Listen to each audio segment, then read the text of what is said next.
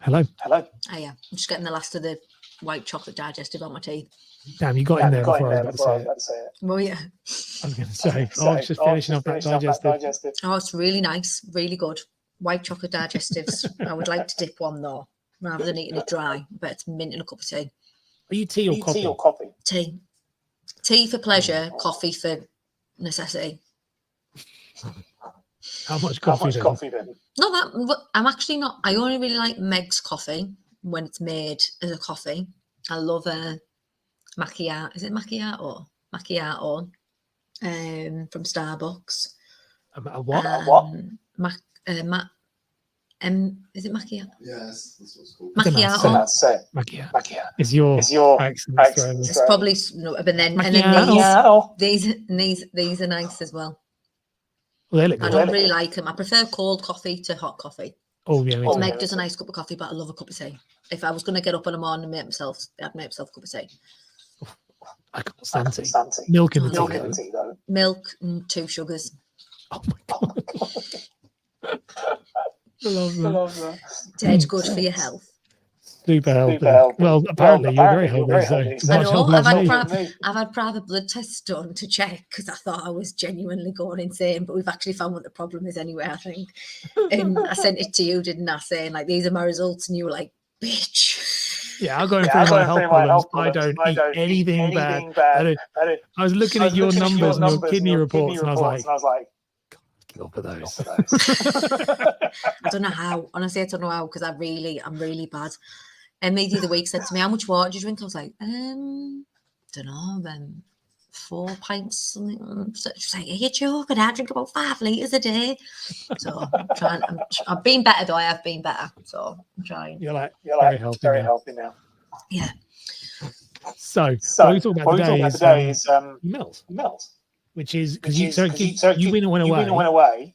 And you didn't have access to emails. So just share the story. Right. So basically, I made a decision with help from peers to not have any access to my emails when I went away. So being away to Santorini, and everything was just getting far too much, like the house renovation, the kids being off school, business, advisors, social media. Like I just felt as if everything was just proper building on top of me, and I was backed into a corner and forced by those around me to basically to come off my emails while I went away. So usually what I do is it's weird, right? So on Gmail you can delete the email app, but the emails will still come through.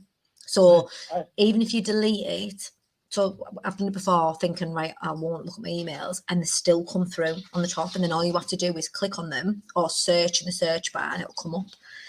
So you didn't delete the app, you delete the app from the... No, you have to physically sign out. So you have to sign out and then change the email. So obviously my Gmail, my Drive and my calendar is all on my phone. Yeah. So I'd be able to check clients, look at our CRM system, like our sheet, see where people are at, look at my book people links. I've got my calendar. So with me not knowing my password because they changed it, I didn't have access to anything at all. So I had nothing. And the first 2 days, I was like, because I'm an absolute control freak, and I was like, oh my god, what if this happens? What if the company blows up? What if someone dies? Like, what am I gonna do? That's it, I'm gonna have to shut down. Like, honestly, that is really, really hard. But after I'd done it, I cannot recommend it enough. I've come back and I just feel, I don't get it wrong, you get back and your head's farting for the first half a day to sort of get back into the routine of it. Did you just say your head's farting? Yeah. I've never heard of that. Have you? No. Head's farting, yeah, like your head's battered. Head's battered. I didn't realise head farting is the same thing. Oh, yeah. But yeah, my head's been farting. So that was like when you were saying that. My head in my brain, I was going, did she say her head's fine? Or did she just genuinely say her head is farting? Northern Southern division. But yeah, it was amazing. Like really, really nice. Like once I actually let go of it and thought, right, it's fine. Worst case scenario, if there's anything urgent, they'll let me know. Like if it was anything ridiculous, I'd be told. If it was anything that was stuck on, if it required me, they would tell me. Otherwise, it can be dealt with when I get back. And you know what? It wasn't even not because what it is you don't realise how much you take on your head, even if you don't action it. Because like I was saying to you, everything I do is quite instant. So if I get a text or WhatsApp or an email, or if someone asks me to do something, I do it there and then. Like I have to just get it done. That's just the way I'm wired to do things. So even when I'm off work and I get an email come through, because I can't instantly action it because I'm meant to be off work, it bugs me until I know it's done. And I don't even realise it until I didn't do it. So like Keo couldn't believe it. Like one of the days when we were there, it was beautiful. Like the views are insane. They're like absolutely stunning. And we were like sunbathing and I was reading a book, and all day we just sat from, I think it was like 10:30 in the morning till 7 o'clock at night, sat by the pool, reading a book, getting in the pool, reading the book, getting in the pool, having a couple of drinks, like not getting drunk, just having one or two cocktails. And it was like I finished and I was like, we didn't rush to go and get ready. We just like, we went for dinner at like 9 o'clock, you know, like I said to him, I swear down, this is one of the most relaxed I've felt in years. Like not, I think what I'm trying to say is you don't realise how much your brain's always in overdrive until you haven't got it being given the fuel to be driven. So, because even when I'm away, I'm still subconsciously dealing with emails or worrying about clients or doing things. When that was took away from me, I was like, oh, actually, this is quite nice to just sit and not be on a time now thing. And it was mint. Keo lives in that headspace 95% of the time. So I was like, is this what you feel like? Is this what it feels like for you every day? And he was like, yeah, it's mint, isn't it? Do you find that like it was hard to come back to it? So now you're back into it. Do you find that? I thought I was gonna. I remember when I was coming back on the flight. You know, normally when you land, you obviously turn your phone back on, and the first thing I'd normally do was go on my emails and stuff. I thought, right, do I ask for my password? Because I'd literally changed my password, so I didn't know it, so I couldn't access it. And I thought, no, I don't want to. Like, I didn't want to come out with that frame, and I thought I will on Monday when I need to. So when I got up this morning, I did it. Opened it. I was like, oh God. So yeah, I didn't skip back to it, but it wasn't because it actually was very positive. It being dealt with amazing. It's given me a lot more faith in trusting other people to do things. I'm going to do it going forward. So I'm going to remove it off my phone completely. I'm going to obviously have access to it, but only on my computer. And anything that needs to be dealt with, if it needs me and needs my attention, then I'll know about it. But other than that, like when I'm not at work, actually not be at work.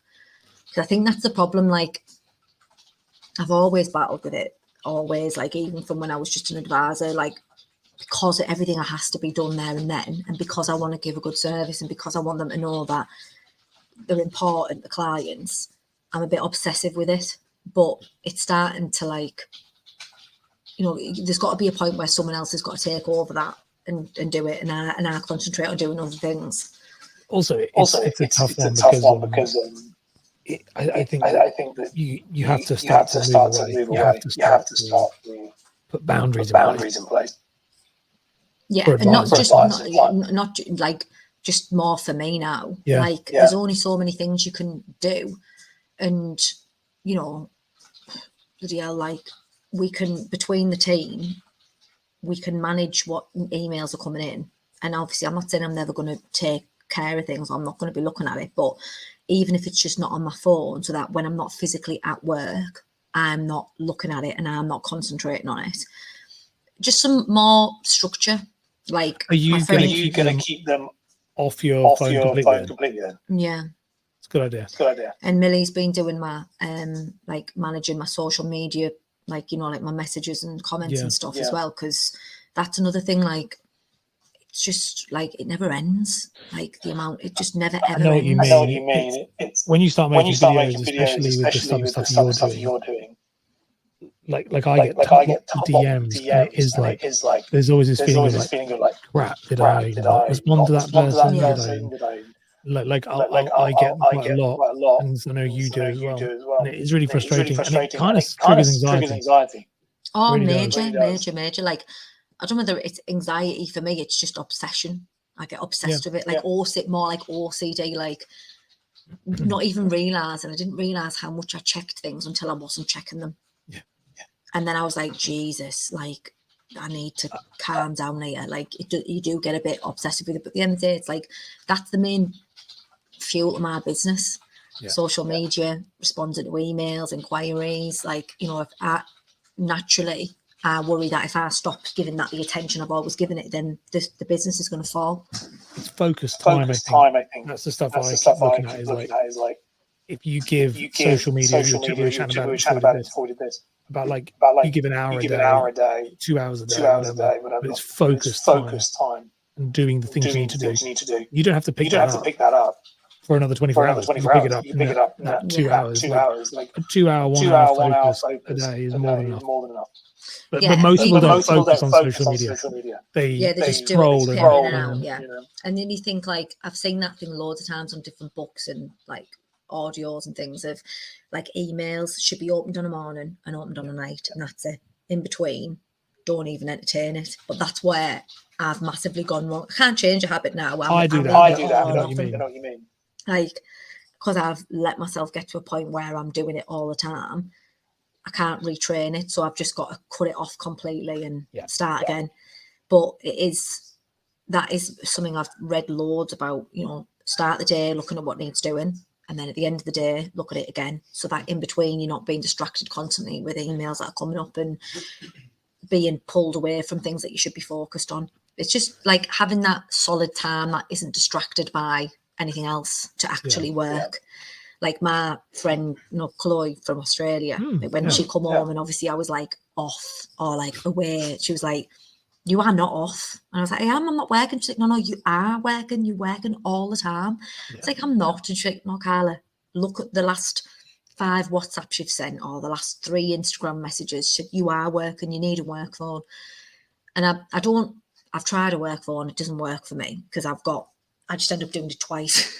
So I just need to like put more, is it parameters? Is that the right word? One thing I've done with that, because I'm just the same as you with that. Like I tried work phone and it didn't work.